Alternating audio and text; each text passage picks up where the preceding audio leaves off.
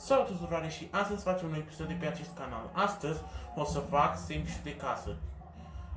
Și trebuie să fie mai bună ca și mine. Deci, am cașcaval Hochland, ketchup,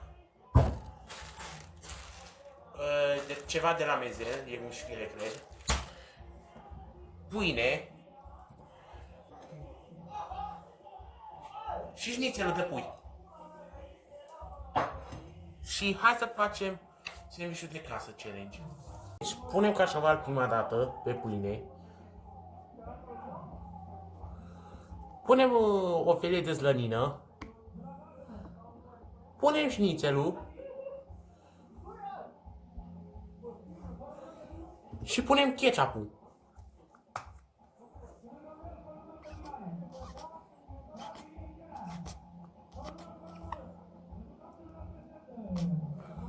Și gata.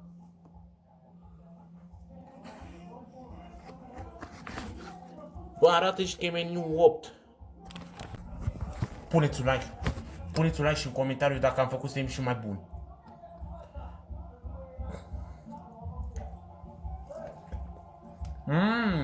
E foarte delicios. E sănătos.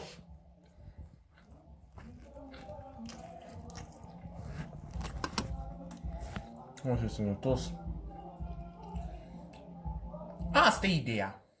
Cu acest vlog nu uitați să lăsați un buton de like, să dați un share pe el. Sper că v-am plăcut foarte mult. Dacă încă n-ați făcut să vă abonați, eu am dus. Pa!